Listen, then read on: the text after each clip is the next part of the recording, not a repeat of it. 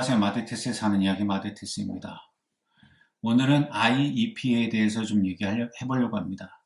이제 곧 아이들이 IEP를 할 시간이죠. 졸업식 직전이거나 학기가 끝나는 시점이 되면 그동안 학교에서 1년 동안 있었던 아이의 성장 과정에 대해서 부모님들과 전문가들과 사이콜로지스트, 그 다음에 담당 OT, 스피치, 그 다음에 담임 선생님, 때로는 테라피스트까지 참석하여 하는 IEP 미팅이 있습니다. 저희 아이가 그 테라피스트를 받는 회사는 저희가 요청하면 슈퍼바이저 BCBA 그 다음에 그 테라피스트들이 와서 제 미팅에 참석해서 고를 쉐어하기도 하고 자기들이 1년 동안 가르치면서 느꼈던 거를 선생님들과도 쉐어도 합니다. 물론 그 자리에는 리저널 센터 담당자도 미팅에 참석합니다. 다 아시리라고 생각합니다.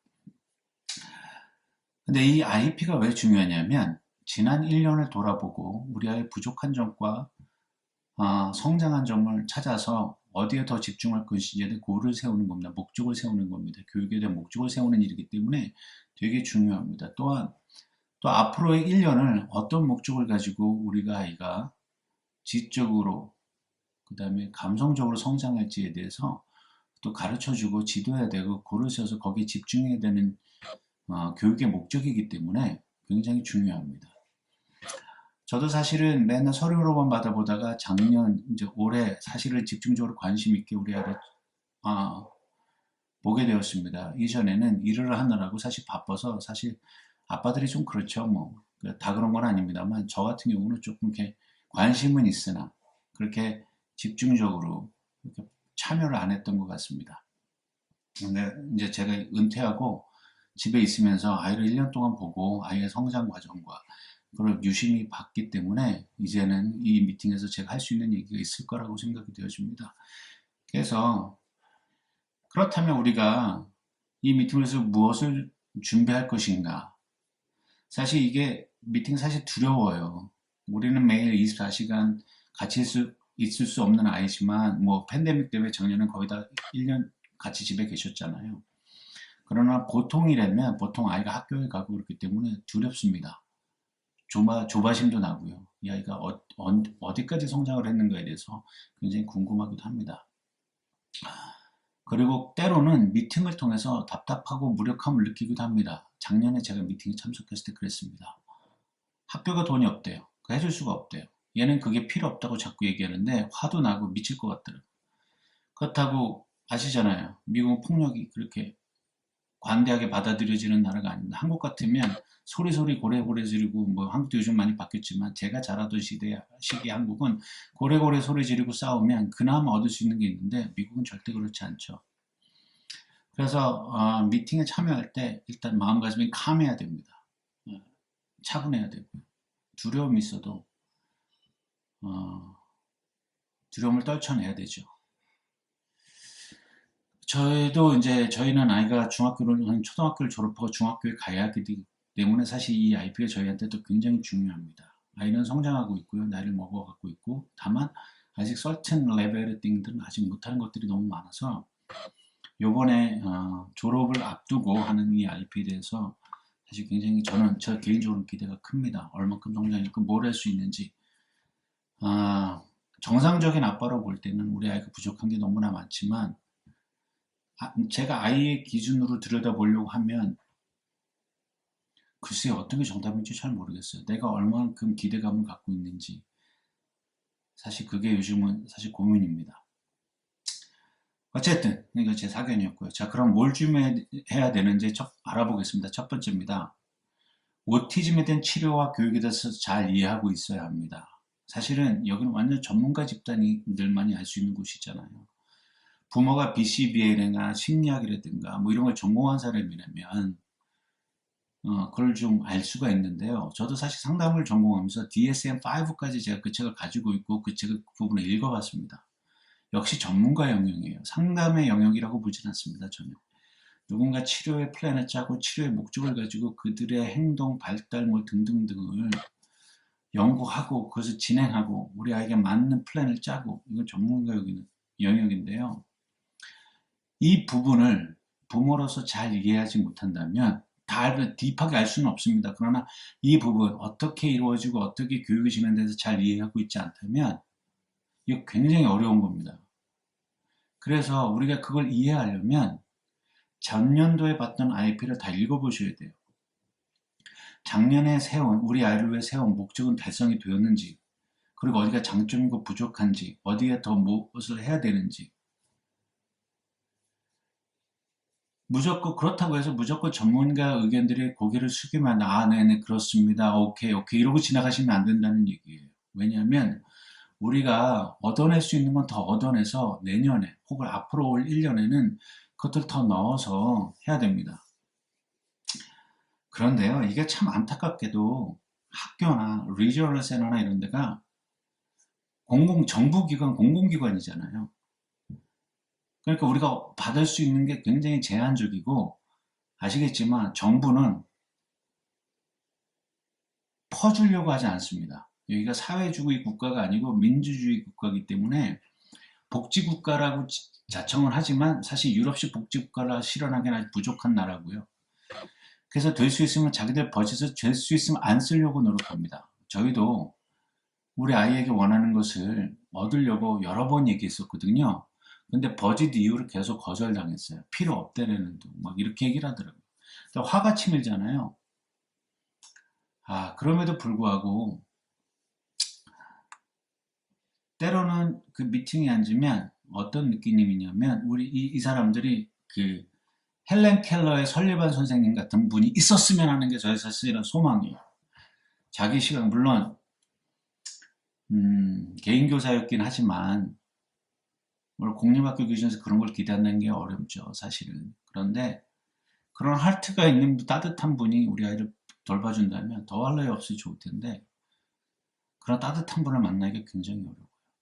테라피스트들도 그렇고 교육자들도 그렇고 되게 비즈니스적이에요. 자기들이 많은 플랜들 하면 쪽쪽쪽 거기에다 따뜻한 한마디였고 우리에게 잘했다는 둥 못했다는 둥 우리에게 성장하고 있다는 중간중간 이런 코멘트들이 사실 거의 듣기가 힘들어요. 좀 안타까운데 이것 때문에 때로는 공격적으로 변할 수도 있습니다. 공격적으로 제시할 때는 제시해야 되고 또 방어적으로 그들이 얘기하는 걸 대해야 될 때는 대해야 된다고 생각합니다. 그러려면 우리 아이가 교육받고 있는 학교의 플랜, 시스템들은 어떻게 돌아가고 있는지, 우리 아이 전년 아이편 어땠는지에 대해서 정확한 숙지가 있지 않으면 그 미팅에서 그 전문가들을 대할 때 어려움을 겪을 수가 있고 그냥 오케이, 오케이, 굿, I like it 뭐 이러다가 끝날 수도 있어요. 두 번째입니다. 변론자가 되라. 싸움꾼이 되지 마라. 사실 우리가 이 첫 번째 미팅에 들어갈 때 굉장히 어렵습니다. 그렇기 때문에 아예 변화가 감지되지 않거나 성장하지 않는다면 이 미팅에서 싸움꾼이 될 수 있습니다. I need more this, I need more that, you guys provide this 막 이러고 굉장히 공격적으로 싸우게 될 수가 있어요. 그런데 이렇게 싸우게 되면 아예 좋은 교육 환경을 얻어낼 수가 없습니다. 이 미팅이 스트레스죠. 저희 와이프가 여러 번 짜는데 그때마다 화를 낸 적이 있어요, 저한테. 그 화를 낸 이유, 그리고 업셋한 이유를 이제야 저도 좀 알 것 같아요. 우리 생각에는 이만큼 더 필요한데 걔네들이 이만큼만 필요하다 딱 자르니까 사실 누가 더 퍼줬으면 좋겠는데 그게 이루어지지 않으니까. 물론 그들도 고민하고 있습니다. 고민하지 않는다고 생각하지 않아요. 고민하고 있습니다.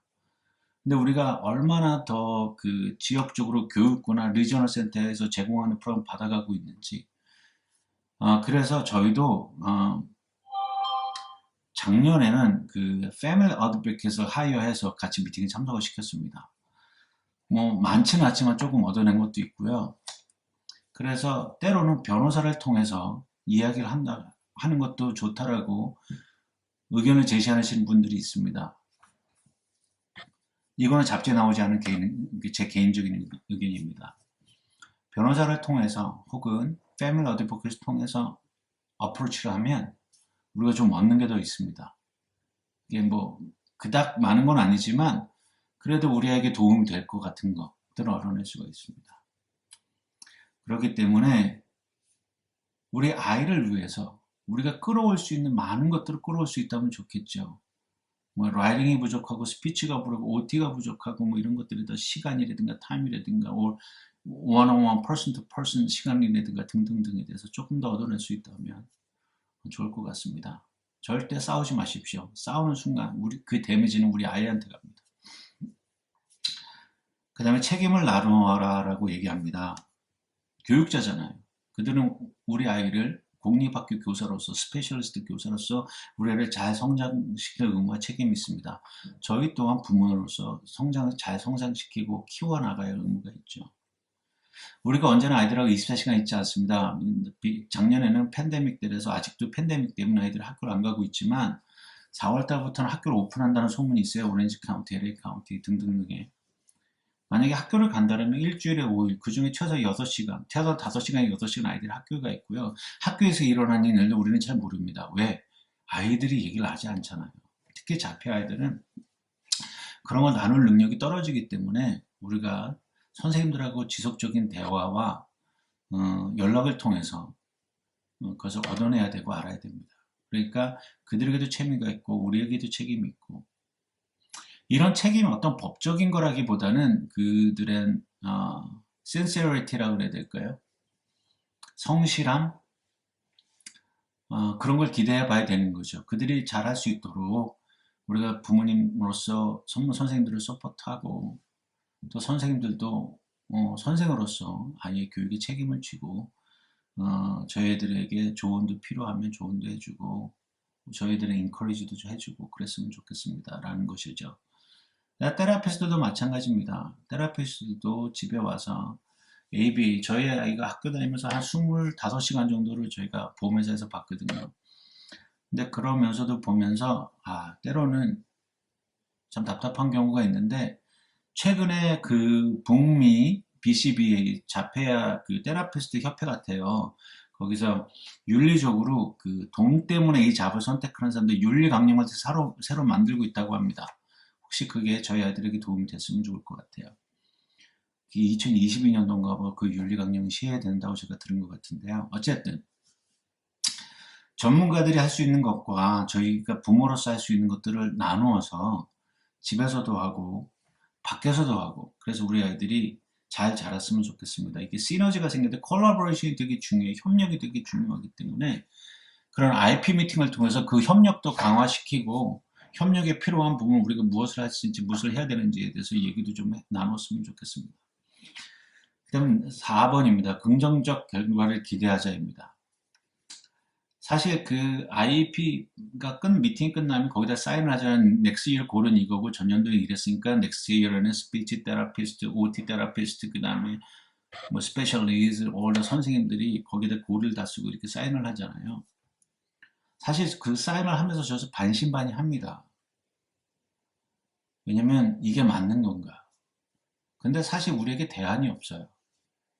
대안이 없기 때문에 사인은 하지만 사인하면서도 그래 내년에는 이거보다 더 나았겠지라는 저희 아이는 글로벌 딜레이라고 합니다. 그래서 여러 영역에서 보통의 아이들보다 한참 뒤쳐져요. 제가 좀 나누자면 저희 아이는 11살 이제 곧 12살 되고요. 중학교를 갈 예정인데 어떤 부분은 지금 2 years, 24 months 아이들이 할 수 있는 것을 못하는 영역이 있습니다. 근데 아주 조금씩 미묘하게 어떤 것들은 1 month 성장하고요. 어떤 것은 2 month 성장, 어떤 것은 already 자기 나이 레벨이 올라와 있어요. 그렇기 때문에 딱 한 부분이 저희 아이가 저희 11살짜리 그 아이가 할 수 있는 행동에 올라와 있다고 얘기하더라고요. 그래서 하나라도 그 정상 범위에 들어와 있는 게 있구나 라고 만족을 하고 감사해야 되더라고요. 그렇지 않으면 이것이 굉장히 스트레스로워요. 그래서 조급해지고 그러면 아이를 푸시하게 되고 나도 스트레스 속에 들어가서 나도 헤어나지 못하게 되고 조급해하지 말았을 것 같습니다. 우리가 협력을 잘하면 그 콜라보레이션, 그 협력한 이펙트가 우리 아이에게 가서 아이가 조금이라도 성장하는 데 도움이 되기 때문에 그렇습니다. 그리고 저희가 할 일은 사실 패스터다 그 익스프레스웨이가 있었으면 좋겠어요. 아이가 자고 일어나는데 정상으로 바뀐다든가 아이가 뭐 하면서 급격하게 보여준다든가 자폐 아이들 간혹 그 주변 얘기해 보면 우리 애는 이런 재능이 뛰어나요, 재능이 뛰어나요, 그래. 이런 얘기를 듣거든요. 저는 그게 1%라고 생각. 그 음악에 뛰어나네, 미술에 뛰어나네, 과학에 뛰어나네. 그 애들 1%예요. 상위 1%의 부자가 있잖아요. 그리고 상위 1%의 천재가 있잖아요. 오티즘 애들 세상에서 그 안에서도 1%가 그런 재능을 갖고 있다고 생각합니다. 그 나머지 99%는 그렇지 않은 경우가 더 많거든요. 근데 사람들은 미디어에서는 그런 아이들만 부각이 되고 그러니까 네 아이들도 있으면 좋죠. 근데 그렇지 않을 수도 있기 때문에 그게 굉장히 어렵습니다. 그럼에도 불구하고 한 해 한 해 조금씩 달라지는 아이들의 그 모습을 보면서 저희가 기분이 좋아지고 성장했으면 좋겠습니다. 그러면 우리들이 더 밝아지지 않을까 생각합니다. 오늘도 마데테스의 이야기 시청해 주셔서 감사하고요. 앞으로 있을 IEP를 잘 준비하셔서 그거에 능동적으로 대처하시는 부모님들도 있었으면 좋겠습니다. 감사합니다.